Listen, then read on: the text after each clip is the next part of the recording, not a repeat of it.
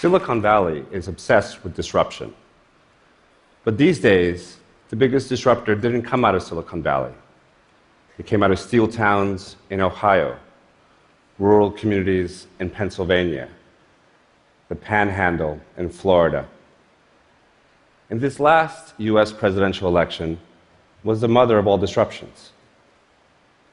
Once again, politics is personal. Millions of Americans became activists overnight, pouring into the streets in record numbers, in record time. The election has done to family holiday dinners what Uber's done to the New York City taxi system. Couples have broken up and marriages disrupted. And the election is doing to my private life what Amazon's doing to shopping malls. These days, the ACLU is on the front lines 24/7. And even if I manage to sneak away for a couple of miles on the treadmill, any cardio benefit I get is instantly obliterated when I read another presidential tweet on the headline scroll. Even my secret pleasure of studying the Italian painters has been infected by politics. Now I study, even stalk, the old masters. This is my desk, with a postcard exhibition of some famous and obscure paintings, mostly from the Italian Renaissance. Now, art used to provide me with a necessary break from the hurly-burly of politics in my daily work at the ACLU, but not anymore. I was at the Women's March in San Francisco the day after inauguration, and the crowd was chanting, "This is what democracy looks like, this is what democracy looks like." And there I was, holding my sign and my umbrella in the rain, and I flashed on an old painting that first captivated me many years ago. I struggled to remember the different pieces of an actual painting of good and bad government. It was almost like the old master was taunting me. You want to know what democracy looks like? Go back and look at my frescoes. And so I did. In 1339, Ambrogio Lorenzetti finished a monumental commission in the governing council chamber of Siena's Palazzo Pubblico. It's a painting that speaks to us, even screams to us today.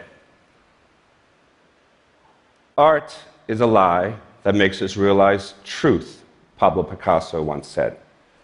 And as we search for the truth about government, we should keep Ambrogio's work not a lie, but an allegory in our collective mind's eye. During Lorenzetti's time, the political legitimacy of Italian city-states was often on very shaky ground. Siena was a republic, but there had been enormous unrest in the 2 decades leading up to the commission. Siena's political leaders, who would literally govern under the eyes of these allegorical figures, were Lorenzetti's intended audience. He was cataloging the obligations of the governing to the governed. Now, you can spend years studying these frescoes. Some scholars have. I'm hardly an art historian, but I am passionate about art. And a work this massive can overwhelm me. So first, I focus on the big stuff. This is the allegory of good government. The majestic figure here in the middle is dressed in Siena's colors, and he personifies the republic itself. Lorenzetti labels him commune, and he's basically telling the Sienese that they, and not a king or a tyrant, must rule themselves. Now, surrounding commune are his advisors. Justice is enthroned. She's looking up at the figure of wisdom, who actually supports her scales of justice. Concord, or harmony, holds a string that comes off the scales of justice that binds her to the citizens, making them all compatriots in the Republic. And finally, we see peace. She looks chilled out, like she's listening to Bob Marley. When good government rules, peace doesn't break a sweat. Now, these are big images and big ideas, but I really love the small stuff. Along another wall, Lorenzetti illustrates the effects of good government on the real and everyday lives of ordinary people with a series of delicious little details. In the countryside, the hills are landscaped and farmed. Crops are being sown, hoed, reaped, milled, plowed, all in one picture.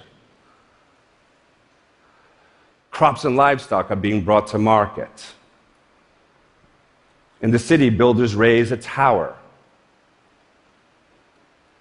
People attend a law lecture, a TED Talk of the 14th century. School children play. Tradesmen thrive. Dancers, larger than life, dance with joy. And watching over the Republic is the winged figure Security, whose banner reads, "Everyone shall go forth freely without fear." Now, what's amazing about these images, some 800 years old, is that they're familiar to us today. We see what democracy looks like. We experience the effects of good government in our lives, just as Lorenzetti did in his life. But it is the allegory of bad government that has been haunting me since November 9th. It's badly damaged, but it reads like today's newspapers. And ruling over bad government is not the commune, but the tyrant. He has horns, tusks, crossed eyes, braided hair. He obviously spends a lot of time on that hair. Justice now lies helpless at his feet, shackled. Her scales have been severed. Justice is the key antagonist to the tyrant, and she's been taken out. Now, surrounding the tyrant, Lorenzetti illustrates the vices that animate bad government. Avarice is the old woman clutching the strong box and a fisherman's hook to pull in her fortune.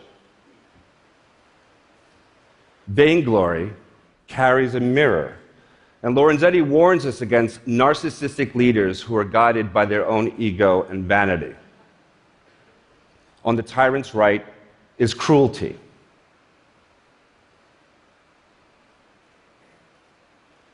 Treason, half lamb, half scorpion, lulls us into a false sense of security and then poisons the Republic.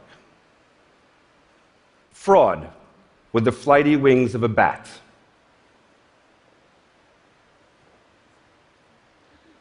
On the tyrant's left, you see division. She's dressed in Siena's colors. Si and no are painted on her body. She uses a carpenter's saw to chop her body in half. And fury wields the weapons of the mob, the stone and knife.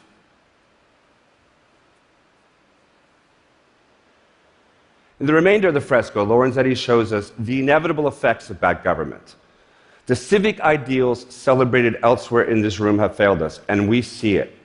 The once beautiful city is falling to pieces, the countryside barren, the farms abandoned, many are in flames. And in the sky above is not the winged figure Security, but that of fear, whose banner reads, "None shall pass along this road without fear of death." Now, the final image, and the most important one really, is one that Lorenzetti did not paint. It is of the viewer. Today, the audience for Lorenzetti's frescoes is not the governing, but the governed. The individual who stands in front of his allegories and walks away with insight, who heeds a call to action. Lorenzetti warns us that we must recognize the shadows of avarice, fraud, division, even tyranny, when they float across our political landscape, especially when those shadows are cast by political leaders loudly claiming to be the voice of good government and promising to make America great again. And we must act. Democracy must not be a spectator sport. The right to protest, the right to assemble freely, the right to petition one's government, these are not just rights. In the face of avarice, fraud, and division, these are obligations. We have to disrupt.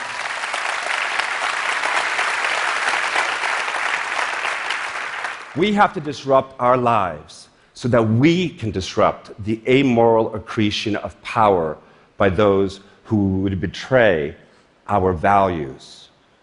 We and we the people must raise justice up and must bring peace to our nation and must come together in concord. And we have a choice. We can either paint ourselves into the worst nightmare of Lorenzetti's bad government, or we can stay in the streets. Disruptive, messy, loud. That is what democracy looks like. Thank you.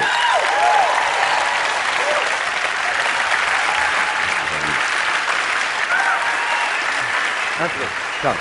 It was amazing. Come. First of all, wow. Obviously, many people passionately, you spoke to many people passionately here. I'm sure there are other people here who'd say, look, Trump was elected by 63 million people. He's far from perfect, but he's trying to do what he was elected to do. Shouldn't you give him a chance? I think we have to recognize the legitimacy of him as president versus the legitimacy of his policies. And when so many of the policies are contrary to fundamental values, that we're all equal under the law, that we're not judged by the color of our skin or the religion we worship, that we have to contest those values, even as we recognize and honor the fact that our democracy rendered us a president who is championing those values. And the ACLU isn't just this force on the left, right? You're making other arguments as well. Well, in the current situation. Very often we piss everyone off at one point. That's what we do. And we recently were taking stands for why Ann Coulter needs to be able to speak at Berkeley and why Milos has free speech rights. And we even wrote a blog that almost burnt the house down among some of our members, unfortunately, when we talked about the fact that even Donald Trump has free speech rights as president. And an effort to hold him accountable for incitement of violence at his marches or his rallies is unconstitutional and un-American. And when you put that statement out there to a very frothy base that always is very excited for you to fight Donald Trump, and then you have a nuance saying, wait a minute, these rights are for everybody, even the president that we don't like. And that's our job. Anthony, you spoke to so many of us so powerfully. Thank you so much. Thank you.